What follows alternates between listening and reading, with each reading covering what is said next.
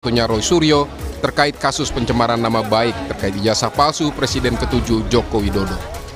Dalam pemeriksaannya, Roy Suryo mengaku banyak bungkam saat dicecar 85 pertanyaan penyidik karena dinilai tidak cukup bukti. Tim Liputan Kompas TV. Bareskrim Polri akan menjalankan gelar perkara khusus terkait kasus ijazah Jokowi. Esok hari 9 Juli 2025, sejumlah ahli dari pihak penggugat dihadirkan seperti Rismon Sianipar hingga Roy Suryo yang memastikan bakal membawa sejumlah data temuan soal ijazah Jokowi. Di sisi lain, pihak Roy Suryo CS juga meminta UGM dan Jokowi turut dihadirkan untuk melakukan verifikasi bersama terkait ijazah Jokowi ini. Lalu apakah gelar perkara khusus bisa membuktikan keaslian ijazah Jokowi? Lewat sambungan dalam jaringan bergabung bersama kami Sekjen TPUA Azam Khan dan Sekjen DPP Barajepi Reli Regan. Assalamualaikum, selamat sore semuanya, apa kabar? Waalaikumsalam warahmatullahi wabarakatuh. Terima kasih semua sudah hadir dalam diskusi kali ini.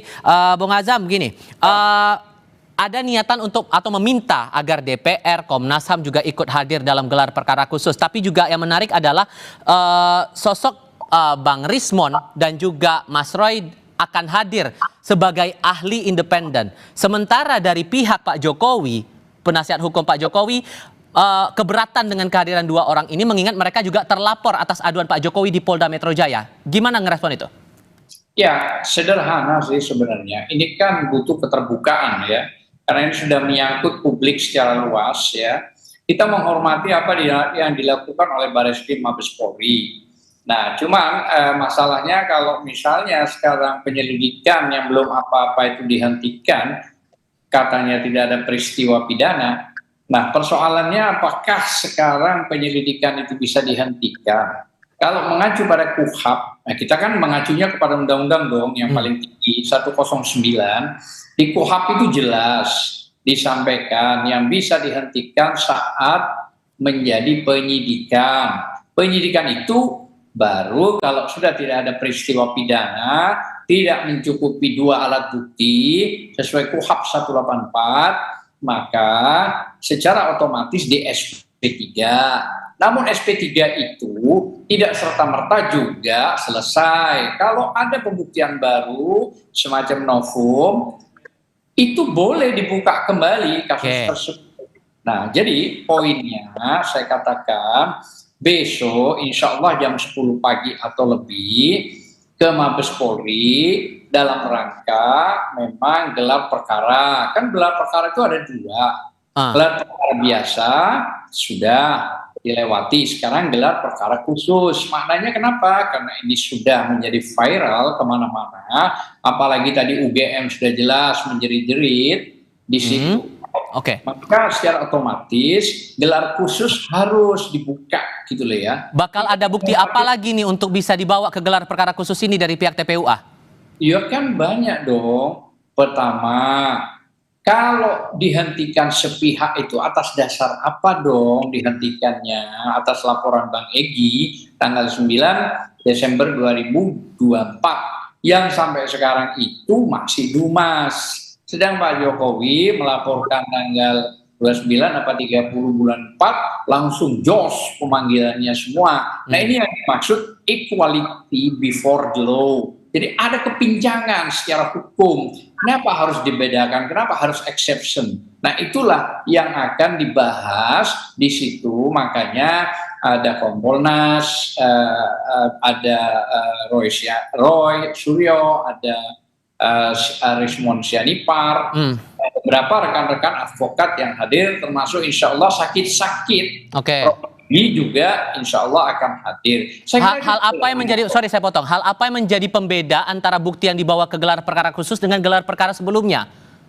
Saya nggak tahu kalau yang itu. Yang jelas kan kita sudah mengajukan 4-5 orang saksi, apakah sudah diperiksa itu? Terus 7 video yang diajukan dalam bentuk flash disk itu apakah sudah juga diperiksa? Nah, ini kita ingin tahu di gelar perkara gitu loh ya. Tahu dihentikan, tidak ada peristiwa hukum. Makanya saya katakan jangan sampai menabrak KUHP gitu loh. KUHP ini menabrak acara pidana.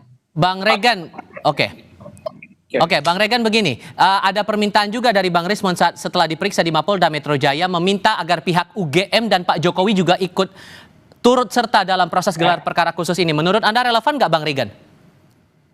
Ya kan persoalan ini kan udah kita serahkan kepada hukum ya, baik. Saya rasa terkait meminta menghadirkan pihak positif itu pihak itu kan itu ranahnya pihak penegak hukum ya. Bisa kita saya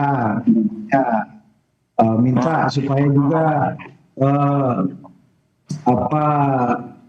saksi atau ahli dari sini untuk dihadirkan, itu kan udah wewenang dari hukum. Saya rasa sama-sama lah kita mengakui atau menyepakati apa yang disampaikan oleh pihak penegak hukum, Polri, ya diikutin saja, jangan sampai pula nanti pihak Bareskrim, pihak Polda Metro Jaya meminta keterangan atau menyampaikan digelar perkara juga tidak juga.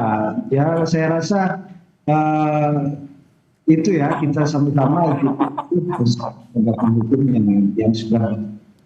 Oke, dengan nama Roy Suryo kemudian Rismon Sianipar disebut akan menjadi ahli dalam gelar perkara khusus ini, Anda posisinya di mana? Apakah setuju atau tidak, Bung Regan? Ya, kalau saya rasa ya Saudara Roy Suryo, Saudara Rismon kalau itu menjadi ahli, ya saya rasa nggak independen ya kalau untuk menganalisa itu. Kalau bisa ya dari pihak lain yang namanya yang lebih netral ya, yang dianggap ini karena Saudara Rismon dan Saudara Roy kan pihak lapor juga tuh kan nggak elok juga yang menilai terkait apa yang akan dilakukan di Bareskrim itu ya pihak yang bersangkutan yang membahas itu. Dan dari klaim-klaim yang sudah disampaikan oleh pihak Roy Suryo ataupun TPUA sejauh ini sebelum gelar perkara khusus, menurut Anda ada hal yang baru tidak? Ya ada lah ya, saya kan persoalannya kan ijazah aja. Saya rasa kita fokus aja ya ke situ. Persoalannya kan ijazah. Waktu itu sudah disampaikan pihak Bareskrim bahwa ijazahnya sudah dilakukan dan forensik.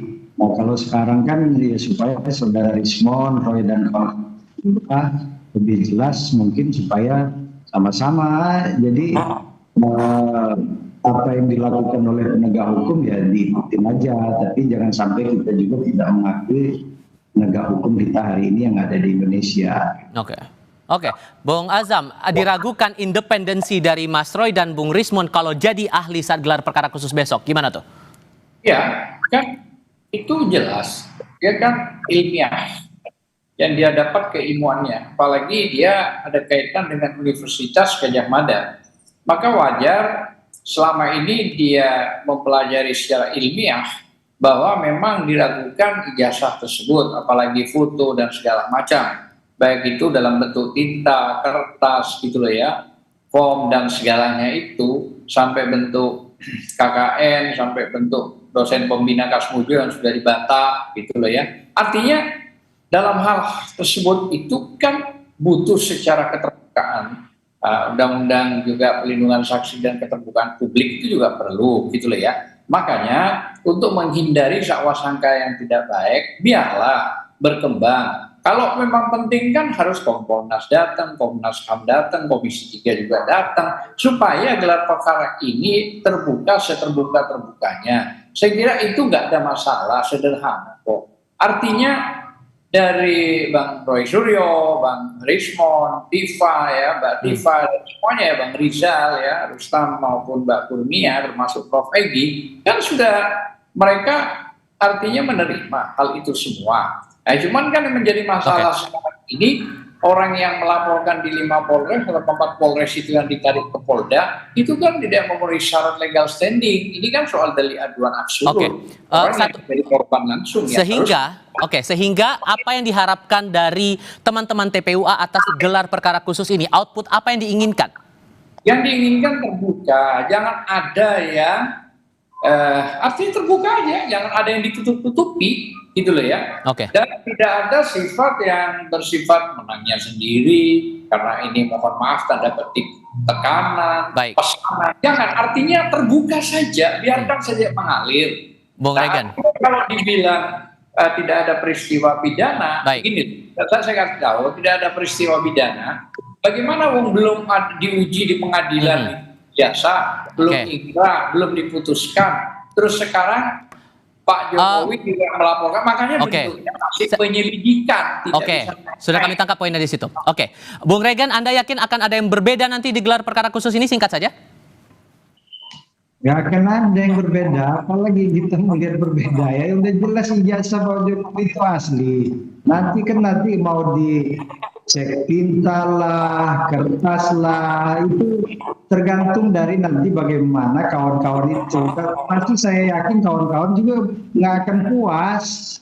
Kan apa waktu itu sudah disampaikan oleh pihak Barreskrim. Nah, sekarang minta transparansi dari kalau bisa kawan-kawan Kompolnas, Komnas HAM, Komisi 3 lah. Terus kalau sudah hadir di situ, udah dinyatakan ini pik asli, ngakui nggak ini asli, pasti jawabannya juga akan sama. Saya rasa nggak akan mengakui juga. Ya yang dibahas ini kan tetap aja ijazah. Jadi saya mau jawab gimana ya. Oke.